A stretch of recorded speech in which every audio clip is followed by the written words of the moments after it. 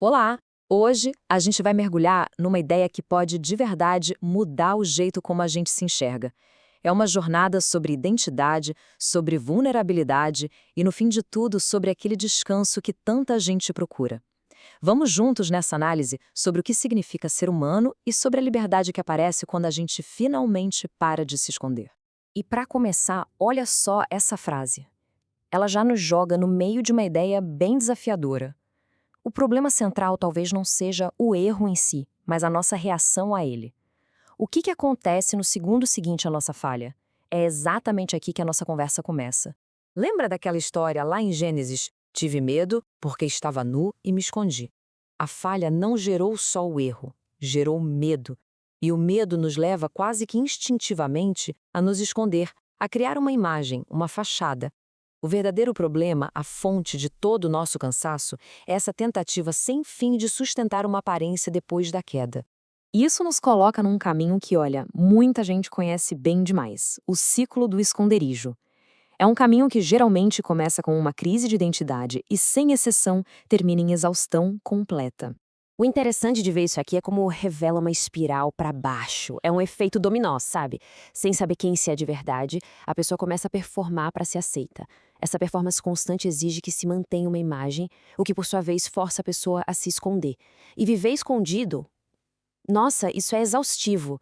Mas a boa notícia é que existe uma alternativa, um caminho totalmente diferente que não leva ao cansaço, mas sim à liberdade e ao descanso de verdade. Vamos dar uma olhada nesse outro caminho agora. E aqui a gente vê o exato oposto. Quando se sabe quem se é, a base é de segurança. Essa segurança gera confiança. E quem confia não precisa mais ficar atuando, performando.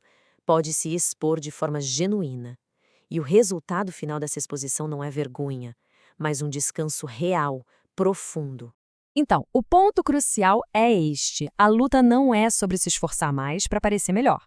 Não é sobre tentar mais. A questão fundamental, a raiz de tudo isso, sempre foi e sempre será sobre identidade. Entender isso muda completamente o jogo. E para quebrar aquele ciclo de exaustão, a gente precisa de uma nova perspectiva. E vamos encontrar essa perspectiva num lugar bem inesperado: o livro de Levítico. Ele nos mostra um paradoxo que redefine o que a gente pensa que significa ser puro. Então, fica a pergunta no ar. Como a pureza é definida de verdade? A resposta, que está lá num código de saúde antigo sobre uma doença de pele, é surpreendente e revela uma lógica divina que é muito, mas muito diferente da nossa. Olha só para essa tabela. Alguém com uma ferida aberta, com a carne viva, era impuro. Ok. Alguém com uma mancha branca só numa parte do corpo ficava em observação, escondido. Mas é aqui que a coisa fica maluca. Alguém que estivesse totalmente coberto pela mancha branca era declarado puro. Como assim? Como isso é possível? A resposta para isso é transformadora.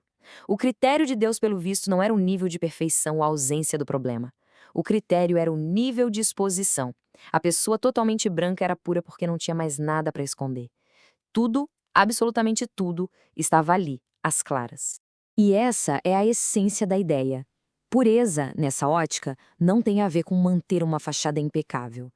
Tem a ver com a coragem de viver sem esconderijos, com tudo completamente exposto. Isso nos leva a uma mudança de motivação que é fundamental. A exposição não é um jeito de buscar aceitação. Ela só se torna possível porque a aceitação já é uma realidade. Quando se vive com medo de ser rejeitado, o resultado é se esconder.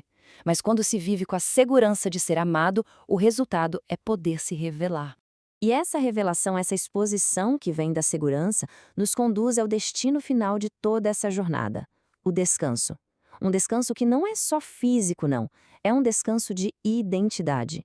Pensa um pouco no maná, lá no deserto. Aquela porção dobrada no sexto dia era um teste de confiança. A pergunta era: vocês conseguem parar de trabalhar, mesmo que pareça que ainda tem trabalho a ser feito? O descanso do sábado nunca foi sobre não fazer nada, mas sobre parar de precisar provar o próprio valor. E o mais incrível, o primeiro dia completo da humanidade foi um dia de descanso. A gente já começou recebendo, não produzindo. E este quadro resume tudo o que a gente conversou.